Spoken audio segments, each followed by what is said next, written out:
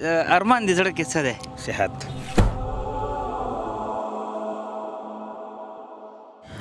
بیا هم شکرګزار یم ځکه الله باید په هر انسان باید په هر حالت کې شکر وباسي. په دې معنی چې زه محصل یم، خپلې زده کړو ته دوام ورکوم. زه په خپله کورنۍ کې 4 نورې معلولې خویندې هم لرم په همدې شکل پرتې دي. نو بیا هم ستاسو ډاکټر صاحب همت ته ډېره مننه. زه فقط غواړم یو غاړه درکړم ډاکټر صاحب، الله دې راته ژوندی کړي. مکتب کې هم خو اوس بس نور نه پاتې کېږي ځکه سټور کار مې لیدلی سل افغانۍ باندې هغه کوم. السلام علیکم ورحمت الله. دوستانو الحمدلله د ژمنیو مرستو په لړۍ کې نن راغلی و ننګرهار ولایت ته. تاسو وینئ دلته د خویندې ناستې دي او دې خوا د ورونه ناست دي. حالات وینئ د خلکو چا سره چکس دی، څوک په ویلچیر راغلي. باور یم د خویندو کې به اکثره کونډې ناستې وي. همدارنګه دلته به داسې خلک وي چې هغه به بې پلرونه وي، دلته به داسې بچي وي چې هغه به نه مور لري نه خور لري.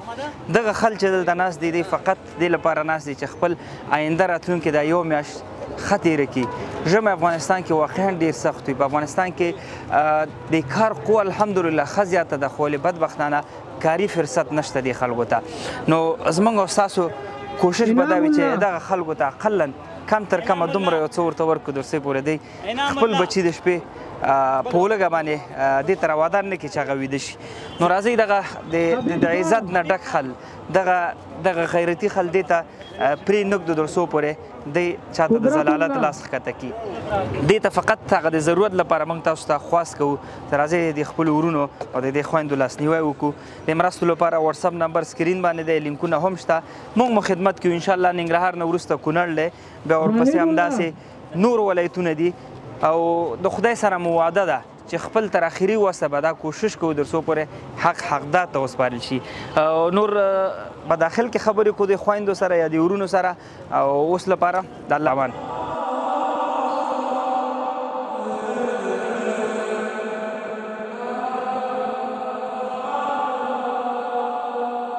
د ژمنۍ مرستو په پیل کې دا د دوهم ولایت زموږ ننګرهار شو. پرون لغمان، نن ننګرهار. او الحمدلله د خدای نه بیا هم ډېر شکرګزار یو چې تقریبا 2500 داسې کورنۍ مو راغوښتې دي چې شپې وخوري ورځ ته حیران یو، چې ورځ وخوري شپې ته حیران دي. همدغه خل مو راغوښتي، همدغه زموږ او ستاسو هېوادوال دي. دلته کونډې شته، دلته معیوبین شته، دلته یتیمان شته دي، دلته داسې خلک شته چې نه پلار لري نه مور لري. تاسو سره به یې زه ومغږوم.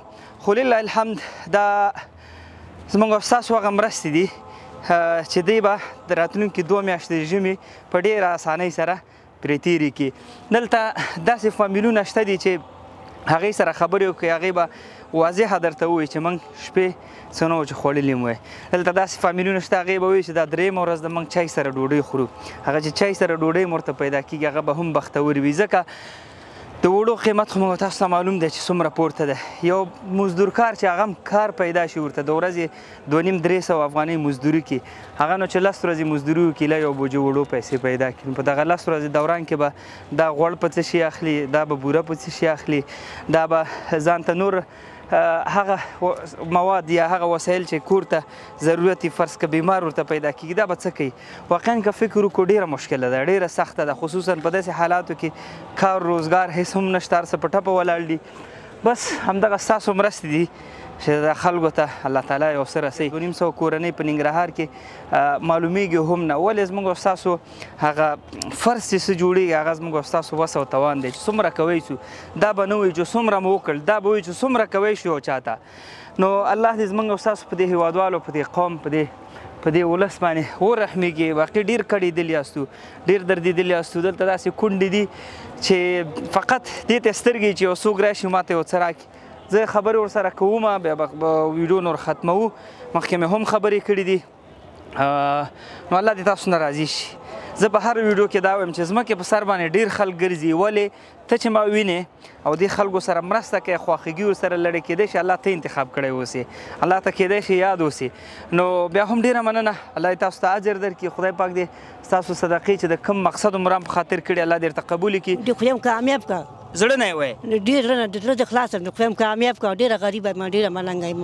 یوازې ته غریب او ملنګه یې، دلته ډېر ناست ټول غریبانان دي، ټول مسلمانان غریبانان دي. خدای ټول ثواب وکړه. امین. کوم ځای نه راغلی؟ د کابل کې هم دغې کابل کې هم دغې شهادان، د شهادان. څو بچي در په غاړې دي؟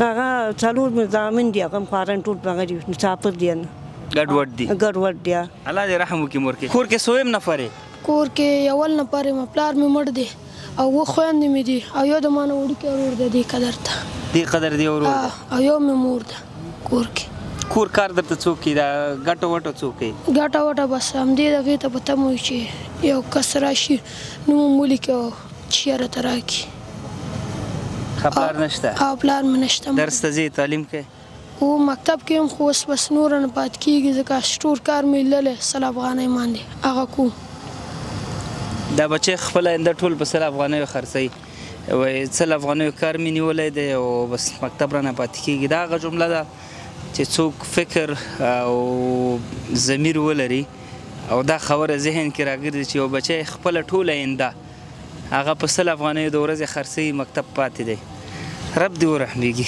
موږ به څه وکړو داسې نه ده زړه ډېر څه غواړي ډېر څه غواړي خو څه وکړي آینده کې آینده کې غواړم چې غټ ډاکټر رانه جوړ شي دا رانه جوړ شي خو دا نه کېږي ځکه کور را په غاړې دی دا څو ورځې کېږي بوره کور کې نشته بس همدې نه ورباندې پاتې کېږي څو ورځې کېږي بوره کور کې نشته داسې 2-3 ورځې کېږي چې کور کې نشته یو بل نه را قرضونه راله څو قرض هم نه راکوي چې دا دې بوره ورور ښه دا دې وریجې او دغه کې نور هم ډېر شیان دي سمه ده الله دې مرسته کوونکو ته اجر ورکړي بس بچی زه یو غوښتنه تاسو ټول نه دا کوم چې که چم ګاونډ کې ستاسو یتیمان وي ډېر خیال ساتئ ځکه الله تعالی کوي چې تا کره هم یتیم پیدا کړي نو د یتیم زړه نه خبر اوسئ ډېر غټ اجر پکې شته حتی د یتیم په سر باندې دغه لاس راکاږل نه دي څومره ویښته لاس لاندې راځي او الله هغومره نیکي ورکوي ډېر غټ اجر دی رسول الله صلی الله علیه وسلم وایي چې د یتیم پالونکی ما سره په جنت کې داسې وي نو خیال یې وساتئ څنګه د پښې غوځولي دي ولا مشکل لري نه راټولېږي نه راټولېږي ارمان دې زړه کې څه دی صحت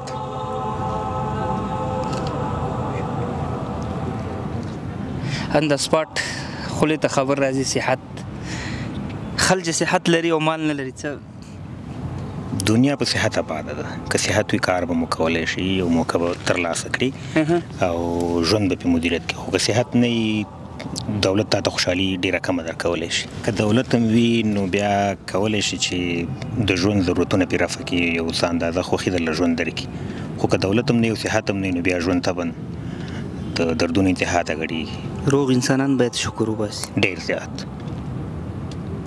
شاید 2-3 ټیمه که ډوډۍ مې انسان ونه خوري خو مقاومت به وکولی شي خو که صحت وي نو که صحت درسره نه وي نو د خپلو سیالانو شاته دې ګزارئ هغه خل